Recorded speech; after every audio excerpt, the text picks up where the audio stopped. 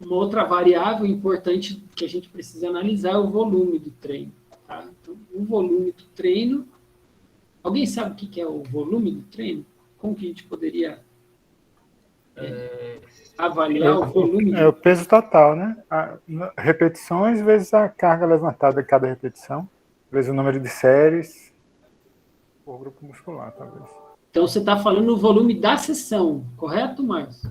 Isso, se for da sessão, vai ser o peso vezes o número de repetições vezes o número de séries, né? Isso. Dia da semana também, né, professor?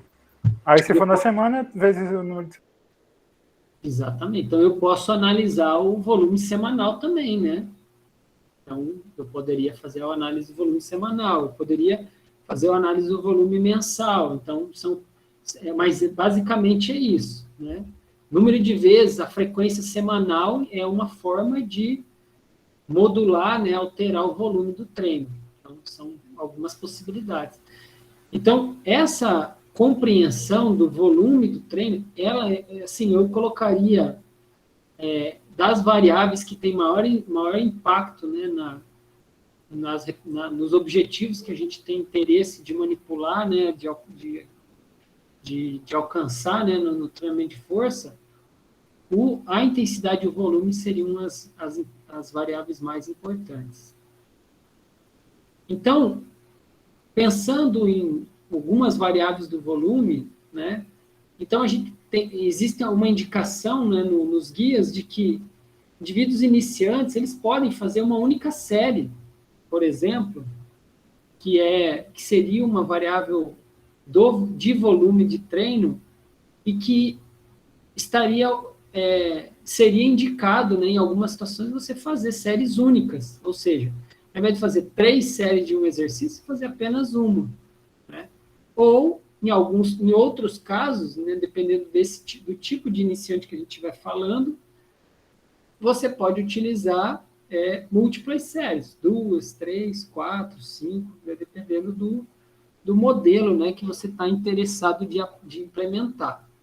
Então, tudo isso vai depender daquilo que a gente conversou na aula anterior, que é a classificação do nível de treinamento do seu aluno. Se você está falando que é um aluno iniciante, mas que ele está muito debilitado, que ele tem indícios de muita fragilidade, né, e de descondicionamento, então, nesse caso, faz todo sentido você pensar em fazer um treino com séries únicas. Tá? E já para indivíduos intermediários e avançados, aí já é indicado que eles realizem séries múltiplas.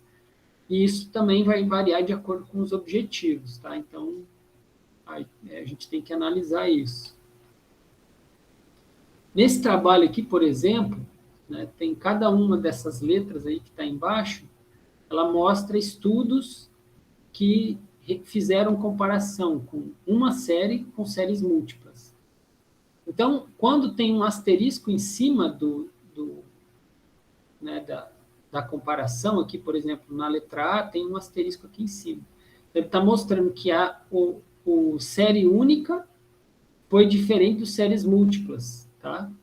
E aí, quando você olha, os estudos estão dispostos a partir do curto prazo até o longo prazo. Então, aqui é curto prazo e depois aqui já é longo prazo, tá? Então, mais até 9 meses. Tá? Então, essa diferença aqui, então, se vocês observarem, né, a gente tem, obviamente, alguns trabalhos apontando para a vantagem de você fazer séries múltiplas em comparação a séries únicas.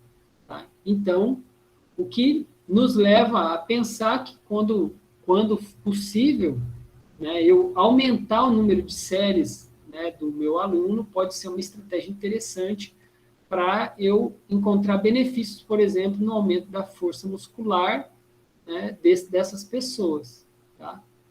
Então, esse é um trabalho, né, um levantamento, né, comparando vários trabalhos, aliás. Nesse trabalho especificamente, né, essa sequência que eu estou mostrando, ele também faz essa mesma comparação, né, séries únicas comparado com séries múltiplas, né, e ele faz a inclusão de indivíduos entre 15 e 71 anos. Então, vejo que é uma amostra bem interessante. E aí, olha só o que ele observa. Entre 6 e 16 semanas, né, de treinamento, ou seja, naquela fase inicial do programa de treinamento, não foi verificada a diferença entre você fazer séries únicas ou séries múltiplas. Já quando de 17 a 40 semanas, né, que é a outra comparação, aí sim foi observado diferenças mais significativas, né? Então, quando o sujeito é exposto a um treinamento com séries múltiplas, né? Uma vantagem em fazer séries múltiplas. E aí, essa é uma reflexão muito interessante da gente ponderar, que quando as modificações prioritárias que ocorrem, né, quando a gente está no início de um programa de treinamento, elas são derivadas de adaptações neurais, tá? Neurais. E aí, as adaptações neurais, elas são obtidas, né? Elas não precisam de uma exposição, né, principalmente a carga ou a grandes volumes, quando comparada às adaptações musculoesqueléticas. Tá? Então, e aí um indivíduo que está descondicionado, que está começando um programa de treino, ele pode alcançar esses benefícios fazendo programas de exercício com séries únicas. Tá? Então, né, aqui é a conclusão do trabalho, né, para quem quiser dar uma olhada nesse trabalho aqui de 2004. Aqui já fala sobre relação de dose-resposta entre o volume semanal, né, em aumentar a massa muscular. Tá? Então, pensando agora, já que você está olhando já não do micro, né, olhando um pouco mais macro o programa de treino e analisando, vendo o impacto dessas variações no volume sobre o volume muscular. Então, né, observando esse gráfico, né, que a gente tem aqui os estudos que foram mencionados, então a gente observa que tem um indicativo em favor, né, de maiores volumes. Tá? Então, em favor de maiores volumes semanais. E aí, eu estou falando aqui pensando, né, de uma forma, né, numa perspectiva macro, né? Então, está pensando numa perspectiva de uma sessão de treino macro. Mas existe ainda a possibilidade de eu pensar o volume semanal por grupamento muscular. Né? Então, ao invés de pensar da sessão, eu posso calcular o volume para o grupamento muscular. Então, quer dizer, quantas repetições, né, aquela região, por exemplo, a perna, né, de uma maneira geral, né, foi exposta, né, o quadríceps, né, especificamente, né, o peitoral, né, com diferentes exercícios. Então, dependendo do nível de condicionamento do seu aluno, isso passa a fazer mais sentido. Né, e que é diferente, né? Daí, nesse caso, eu estou observando uma pessoa que seria mais treinada, né? Então, eu posso buscar ampliar, né? Amplificar o volume da sessão da semanal, focando num grupamento muscular específico. Então, aqui, ó, ele mostra, né? Ele até tem um estudo, um daqueles estudos, que é esse aqui, ó, do Adaeli, né, que é esse daqui, Adaeli, eu acho que é esse aqui, ó, tá vendo? Ele tem um efeito muito alto, né? Então, se vocês observarem, parece que sim, tem uma certa coerência entre esses trabalhos aqui, mas esse trabalho aqui, ele teve um tamanho de efeito muito exorbitante perto, né, dos demais. E aí ele faz uma análise que ele tira esse trabalho para ver se ainda faz sentido, né? E ainda assim, parece que sim, né? Tem um impacto positivo, né? E aí ele encontra, né? Ele faz eu vou mostrar para vocês a conclusão, né? Ele encontra uma relação aqui. Então, para cada adição, né, de um pouco, né, um pouco maior de volume, então você tem um ganho percentual, né, de 0,25, né, dentro da proporção de melhora em alcançar, né, o benefício do aumento da massa muscular. E aí, né, então a gente vê aqui, ó, os ganhos, né, ó, quando eu faço quanto maior aqui, ó, né, mais que 10, né, entre 5 até menos que 5, entre 5 e 9, né, mais que 10 séries por semana, né? Aí, o que ele conclui? De uma maneira geral, e esse trabalho é bom que ele fala de implicações práticas, né?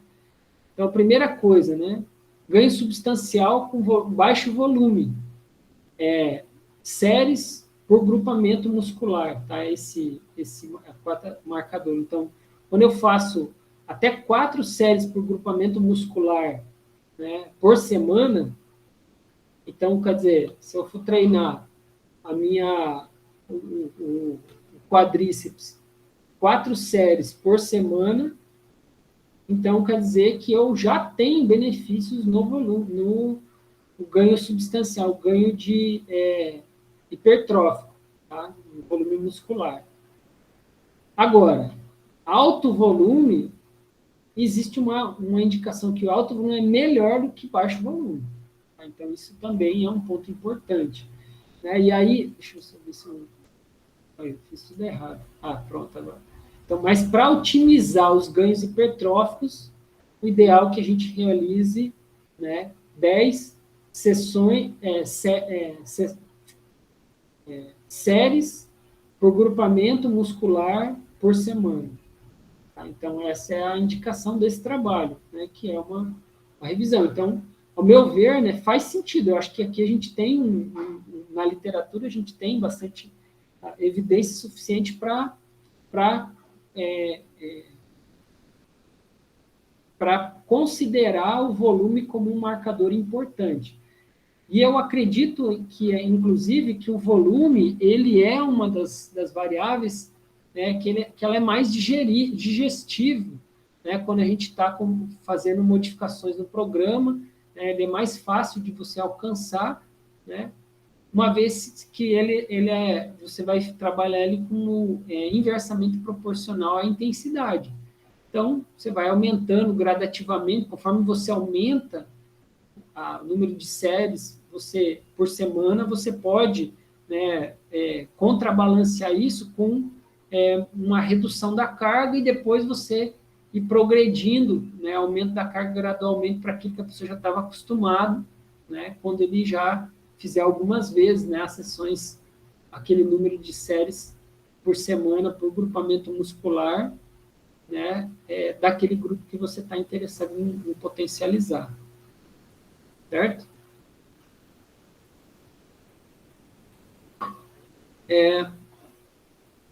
Esses olhos ficou legal, meio escuro. Mas, basicamente, assim, quando a gente tem a intensidade, né? A intensidade, você pensa, se a gente anda fazendo uma analogia ao grau etílico, né? A intensidade, por exemplo, da caninha 51 aqui, ela é de 39, né? 39%. Comparado, por exemplo, com a Smirnoff Ice, que é só 6%. Mas se você se entupir de Smirnoff Ice, tomar só uma dosezinha de cana, então quer dizer, às vezes você com a quantidade, com um volume excessivo, você acaba tendo um impacto muito maior, muito mais proeminente, que às vezes fazer um teste de uma repetição máxima, uma única repetição, né? Numa intensidade muito alta, fiz 100%, 1 RM. A pessoa fala, um teste muito difícil, mas isso às vezes a repercussão, por exemplo, em dor muscular tardia, né, em exposição dentro de estresse dentro da sessão, ele é pequeno, porque é muito agudo, é muito rápido. Em contrapartida, se você faz um volume muito alto, até com uma carga, com uma intensidade mais baixa, então, nesse caso, você acaba tendo uma repercussão bastante proeminente ali em gerar microlesão, por exemplo, né? Então, e a gente tem que tomar um pouco de cuidado. Por isso que, às vezes, né, a gente estava discutindo lá na aula anterior, mas, pô, o meu aluno quer treinar 5 vezes na semana, né? E aí? Beleza, então você vai ter que tomar muito cuidado para que o teu aluno faça o treino, né? Que o volume de treino dele também seja compatível com o que com o que ele é capaz de tolerar. Então não dá para, assim, a gente não tem como adivinhar as coisas, né? Não tem como adivinhar, não tem como você bater o olho e dizer assim, você tá com treina antes, não, já treinava, então, então quer dizer, isso é tranquilo.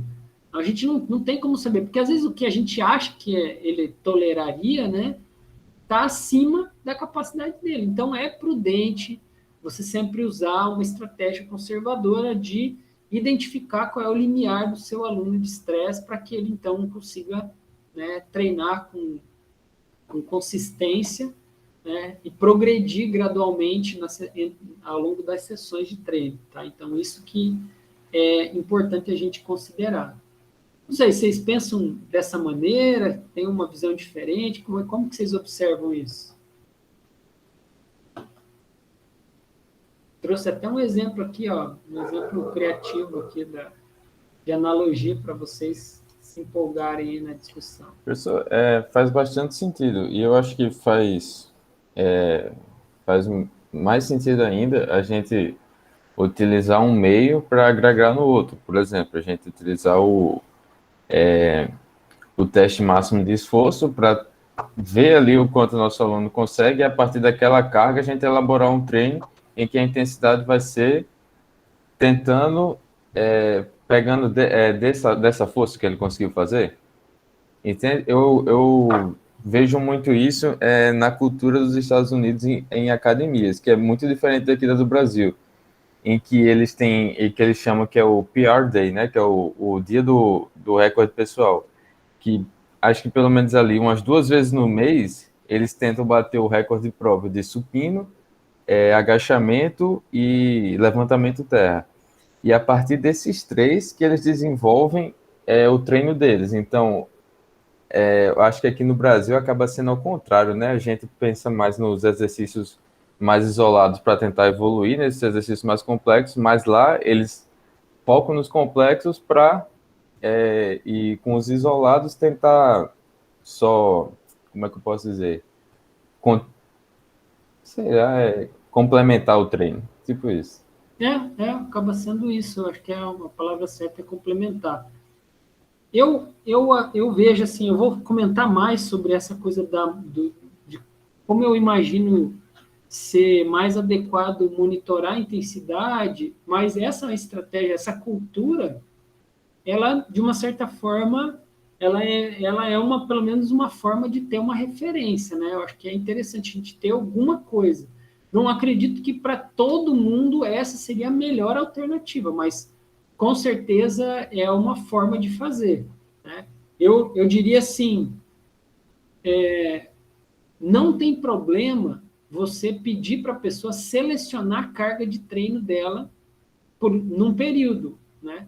Eu não acho que isso é um problema.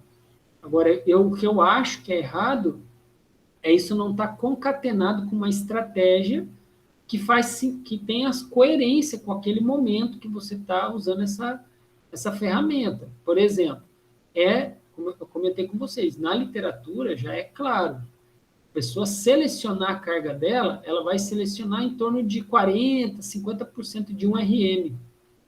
Aí você pensa, mas e aí? Isso é bom ou é ruim? Depende.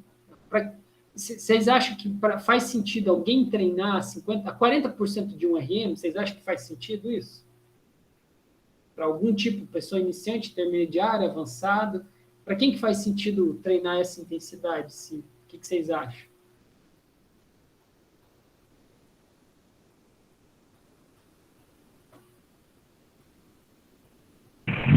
De um RM para uma pessoa sedentária, mais saudável, será que ela vai ter ganho com isso?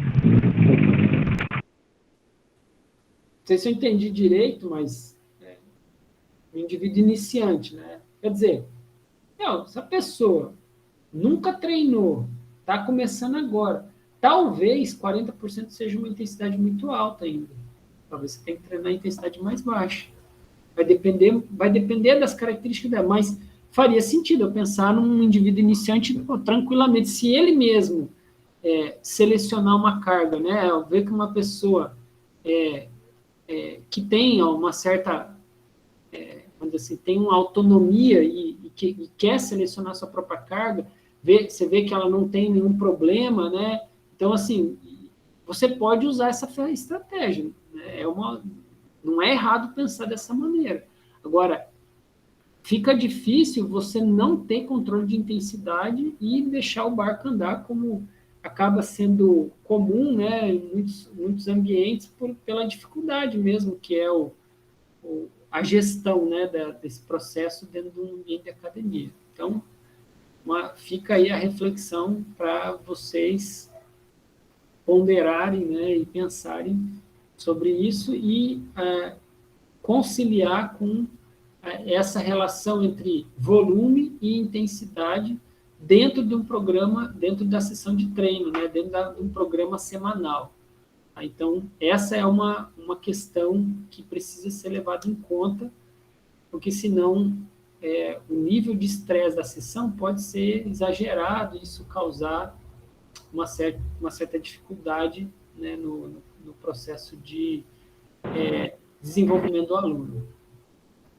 Pode falar, Lavínia.